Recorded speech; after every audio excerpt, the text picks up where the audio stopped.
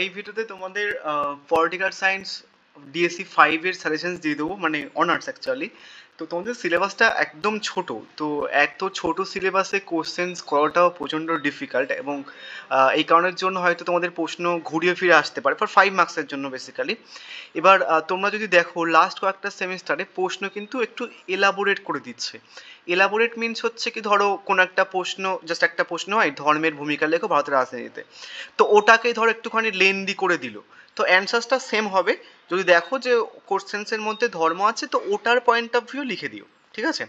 তো লেন্দি প্রশ্ন আসলেও কিন্তু অ্যান্সারসটা সেম হবে, এটা তোমাদের বুঝতে হবে।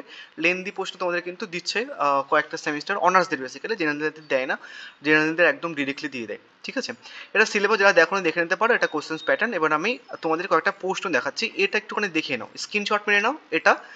অ্যান্ড তারপর হচ্ছে কি যে এগুলো একটু স্ক্রিনশট মেরে নাও, 2019, 21, 22, তারপর হচ্ছে কি 23, 24, এগুলো একটু স্ক্রিনশট মেরে নাও, ঠিক আছে? এবার চলো সাজেশনটা দেখে নাও, একটা স্ক্রিনশট মেরে নিতে পারো। এবার সাজেশনটা দেখে নাও। তো প্রথমে তোমাদের যে প্রশ্নটা ইম্পর্টেন্ট, আমি পরপর একটু সাজিয়ে দিয়েছি, এর আগে যেটা পোস্ট করেছিলাম পরপর সাজানো ছিল না, একবারে দিয়েছিলাম ঢেলে। তো যাই হোক, যে প্রশ্নগুলো মডিউল 1 থেকে 10 এবং 20 মার্কসের জন্য রাখছে, ওগুলো প্রিপেয়ার করে যাও, হয়ে যাবে ইনাফ। আর এর বাইরে কোনো প্রশ্ন পড়তে হবে না। প্রথম প্রশ্ন দেখো, ভারতের রাজনীতিতে ধর্মের প্রভাব বা ভূমিকা। বললাম এলাবোরেট করে দিতে পারে, মানে একটুখানি লেন্দি করে দিতে পারে, আদারওয়াইজ ডিরেক্টলি দিয়ে দেওয়ার চান্স থাকে। নেক্সট, ভারতের রাজনীতিতে ভাষার ভূমিকা ব্যাখ্যা করো। নেক্সট হচ্ছে কি যে ভারতের উপজাতি সংক্রান্ত সমস্যা আলোচনা করো, বা ভারতের উপজাতি সমস্যার প্রকৃতি বা গুরুত্ব। এবার তোমাদের একটা প্রশ্ন এখান থেকে ঘুরিয়ে দেয়, মানে স্বাধীন ভারতের একটা উপজাতি আন্দোলন সম্পর্কে লেখো।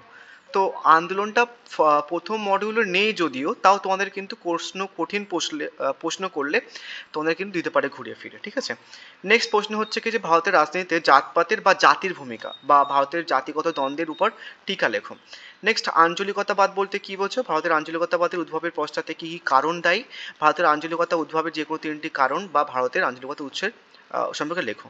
এবার 5 মার্কসের জন্য হয়তো তোমাকে একটুখানি ঘুরিয়ে ফিরে দেবে, মানে যে প্রশ্নগুলো তোমাদের আমি দিয়েছি। এবার তোমাদের মডিউল 1 থেকে দুটো হচ্ছে কি 10 মার্কসের দেবে, দুটো হচ্ছে কি যে তোমার আই থিঙ্ক 20 মার্কসের দেবে। তো দুটো 10 আর 20 দেবে, বেসিক্যালি 4টে প্রশ্ন। তো আমি 5টা প্রশ্ন রেখেছি, এর মধ্যে থেকে তুমি পেয়ে যাবে।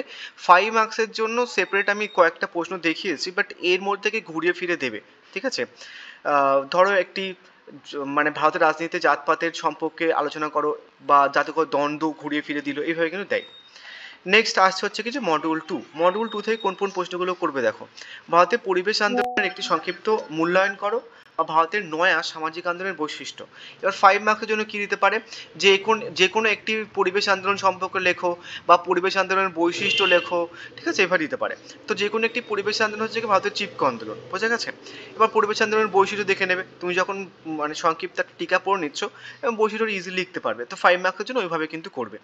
নেক্সট, নারী আন্দোলন। ভারতের নারী আন্দোলনের উপর টিকা লেখো, বা 1970 দশক পরবর্তীতে ভারতের নারী আন্দোলনের প্রকৃতি লেখো, বা ভারতের নারী আন্দোলনের একটি সাফল্য, বা ভারতের নারী আন্দোলনের কারণ বলতে পারে, ভারতের নারী আন্দোলনের বৈশিষ্ট্য বা সফলতার কারণ দিতে পারে 5 মার্কসের জন্য, ঠিক আছে? মানে তাহলে কি কি পড়ছো তোমরা? কারণ দেখে নিচ্ছ, নেক্সট হচ্ছে কি বৈশিষ্ট্য দেখে নিচ্ছ নারী আন্দোলনের, মানে এটা করলে হয়ে যাবে তোমাদের, বৈশিষ্ট্য দেখে নিচ্ছ।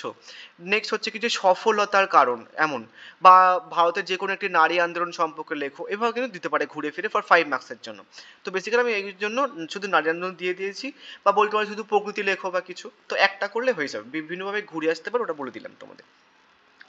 নেক্সট, ভারতের মানবাধিকার বা নাগরিক অধিকার আন্দোলনের টিকা লেখো। 5 মার্কসের জন্য কীভাবে দিতে পারে, নাগরিক বা মানবাধিকার বা নাগরিক আন্দোলনের তোমাদের গঠন দিতে পারে ধরো, দেন বলতে পারে হচ্ছে কি যে নাগরিক আন্দোলনের বৈশিষ্ট্য লেখো, বা একটা যে কোনো নাগরিক আন্দোলন সম্পর্কে লেখো 5 মার্কসের জন্য, ওভাবে কিন্তু ঘুরে ফিরে দেয়, বুঝে গেছে? নেক্সট হচ্ছে কি দলিত আন্দোলন, এখানেও সেম, দলিত আন্দোলন টিকা লেখো, বা দলিত আন্দোলন বলতে কি বোঝো, দলিত আন্দোলনে আম্বেদকরের ভূমিকা বা উদ্দেশ্য ভূমিকা, বা যে কোনো একটি দলিত আন্দোলন সম্পর্কে লেখো, এভাবে দিতে পারে। তো আমি ধরো মেনশন করলাম না যে কোনো একটি দলিত আন্দোলন, তোমরা কিন্তু দেখে নেবে, অ্যান্সার্স পড়ার সময় দেখে নিতে পারো। নেক্সট, ভারতের রাজনীতিতে লিঙ্গভিত্তিক সংগ্রাম একটি সংক্ষিপ্ত টিকা, কিন্তু মোস্ট ইম্পর্টেন্ট প্রশ্ন। এবার আসছে হচ্ছে কি এই প্রশ্নটা, ভারতের রাজনীতিতে কৃষক সংগঠনের ভূমিকা আলোচনা করো, বা কৃষক সংগঠন এবং হচ্ছে কি শ্রমিক শ্রেণীর যে আন্দোলনটা, কৃষক সংগঠন এবং শ্রমিক শ্রেণী, শ্রমিক শ্রেণীর যে আন্দোলন এটা কিন্তু দেখে নেবে, বুঝে গেছে? তা তোমাদেরও মডিউল 2 থেকে টোটাল 4টে প্রশ্ন আসবে, আমি দিয়েছি 6টা। এর মধ্যে তুমি পেয়ে যাবে।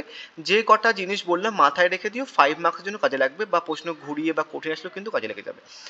এবার আমি জাস্ট কয়েকটা 5 মার্কসের জন্য তাও রেখেও দিয়েছি, যেমন বলতে পারে উপজাতি আন্দোলনের সংজ্ঞা দাও, যে কোনো একটি ঐতিহাসিক উদাহরণ সহ লেখো, বা উপজাতি আন্দোলন সম্পর্কে টিকা উপ আঞ্চলিকতাবাদ সম্পর্কে টিকা লেখো, বা উপ আঞ্চলিকতাবাদ বাদের কারণ লেখো। এবার কিন্তু ঘুরিয়ে ফিরে দেয় 5 মার্কসের জন্য।